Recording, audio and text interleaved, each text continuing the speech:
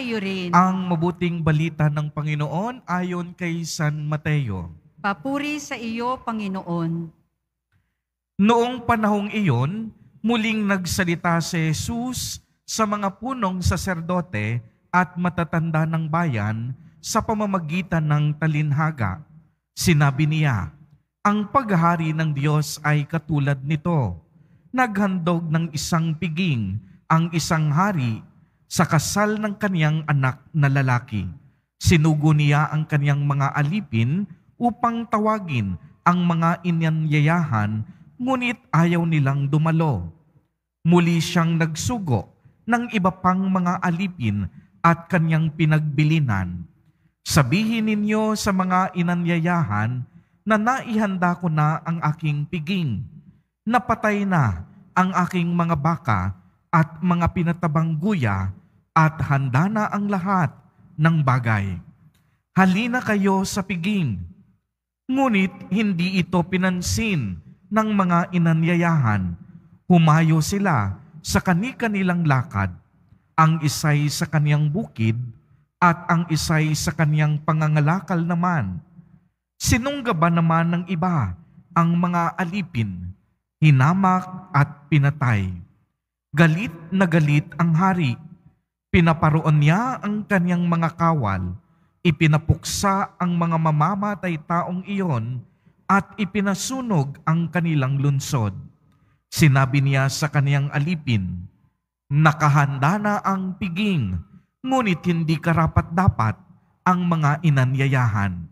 Kaya't pumunta kayo sa lansangang matao at inyong anyayahan sa kasalan ang lahat ng makita ninyo.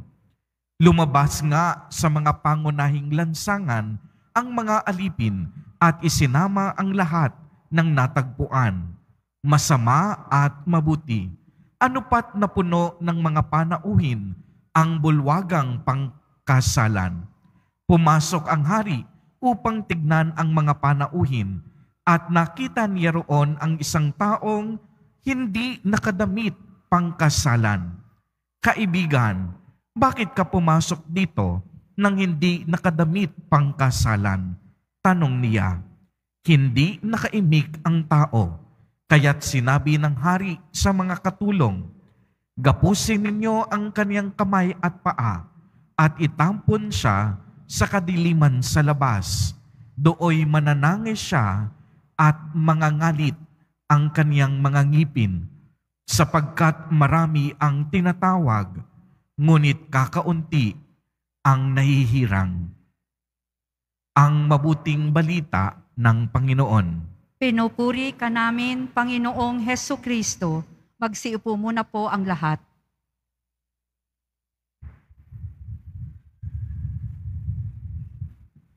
Good morning po sa inyong lahat. Batiin muna natin ang mga katabi nating good morning. At mga kapatid, sabay-sabay nating papurihan, pasalamatan ang ating mahal na pong Jesus Nazareno. Isang malakas na palakpak ng papuri at pasasalamat para sa Kanya. Tayo po ay nasa ika-28 linggo sa karaniwang panahon. Salamat sa magandang panahon. Muli tayong nagkakatipon sa hapag ng Panginoon. Sama-sama nating pagsasaluhan muli sa banal na misang ito ang katawan at dugo ni Kristo bilang pagkaing nagbibigay ng buhay, ng lakas, ng pag-asa para sa ating lahat. Pakitanong nga po ang katabi ninyo, gutom ka na ba? Sabi, hindi ko nga po kilala ito, Father. Baka bigla magpalibre ito, hindi ko nga kilala. O kaya, Father, kaya bilisan mo na, gutom na kami. Tayo daw pong mga Pilipino, meron daw tayong 3 mahalagang F. Letter F sa buhay natin. Faith, family, ano yung pangatlo? Food. Madalas nababaliktad, nauuna yung food, family, saka faith. Kaya tuloy kahit sa misa, nadadala natin, nababaliktad natin. Minsan may mga dumadating sa atin, komunyon na, kakain na. Tapos na yung koleksyon, ay salamat, nalampasan ako. Nauuna yung pagkain. Kaya pati sa misa, tumarating tayo minsan komunyon na, kakain na. May mga tao rin sa buhay natin, sa kainan, sa handaan lang talaga, masarap kasama. Magaling kasama. Ang tawag natin dyan yung ating mga food buddies. May mga taong ganyan, masarap kasama sa kainan, magana. Mahirap lang pagbayaran na, nawawala na. Dati sa aking parokya, masarap kasama talaga mga kabataan, lalo yung mga sakristan ko dati, sila ang pambato ko sa mga only rice. Hindi masasayang ang pag-imbita mo talaga. Pero mga kapatid, kung babalikan natin ang mga pagbasa natin, lalo na sa unang pagbasa natin, ipinapaalala sa atin ng Panginoon na ang handang Kanyang inaalok sa atin ay hindi lang pagkaing papawi ng gutom ng kalamnan natin, papawi ng uhaw ng lalamunan natin, kundi ang inaalok na handaan at piging ng Panginoon ay ang pagkaing magpapapayapa sa magulong isipan natin. Magpapagaan ng bigat ng kalooban natin. Nang magliligtas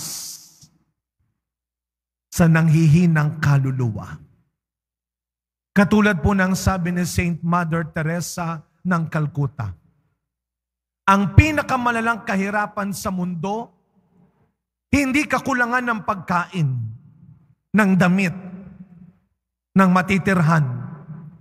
Ang pinakamalalang kahirapan sa mundo ay ang kakulangan ng maraming tao sa pagmamahal, sa pagkalinga, sa pagtanggap.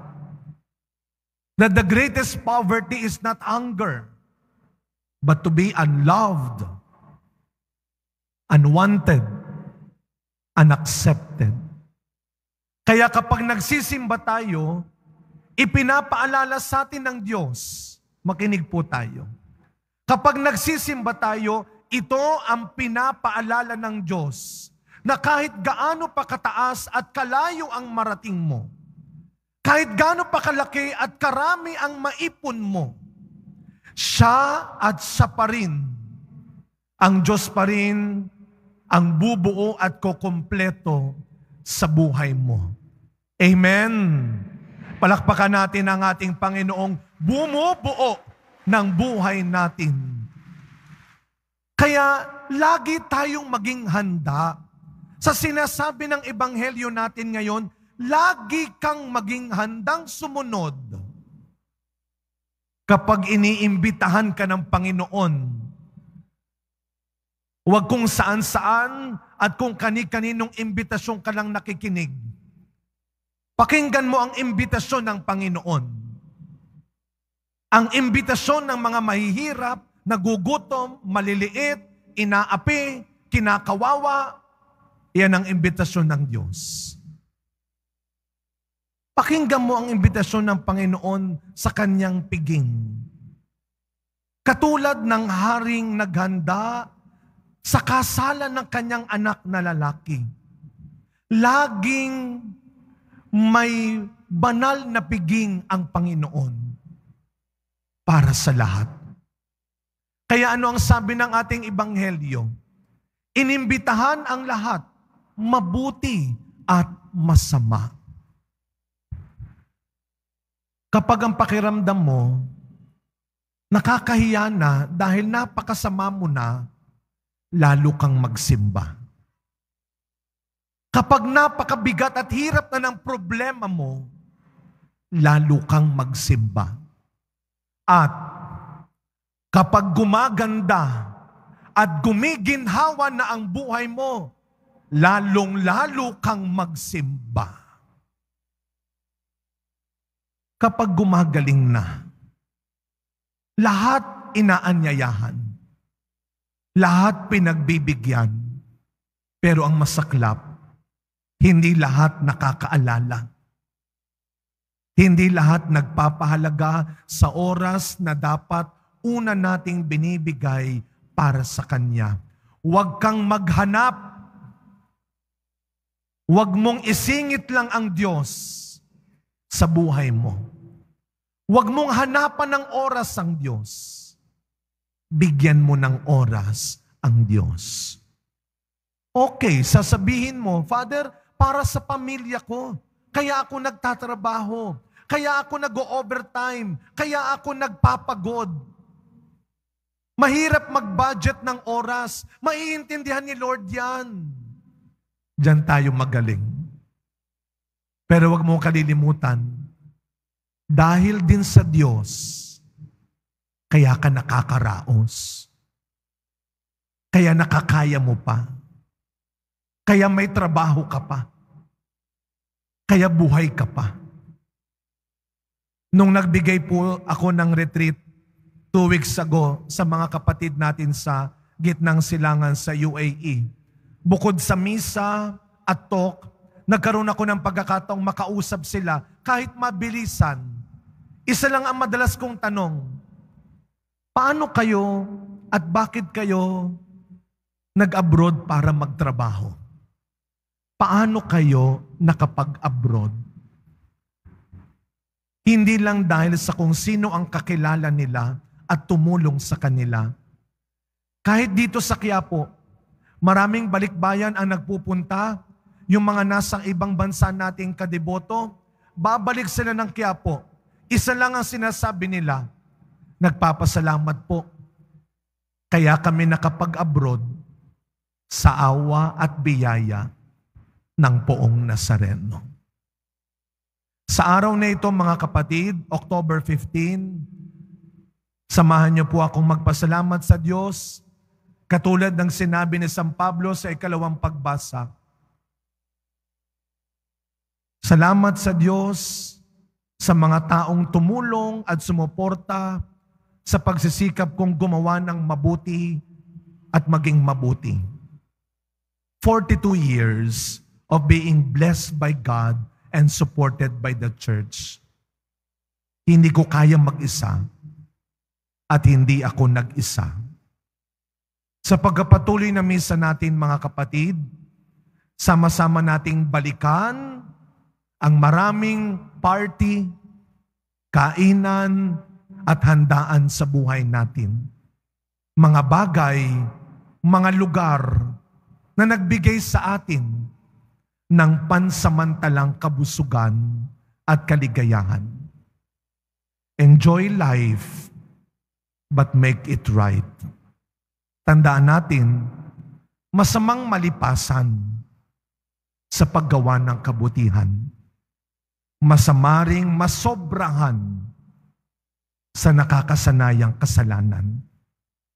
Panginoon, higit sa anuman at kanino man, Ikaw ang tunay naming pagkain at inuming magpapagaling, magpapaginhawa, at magliligtas ng buhay namin. Amen.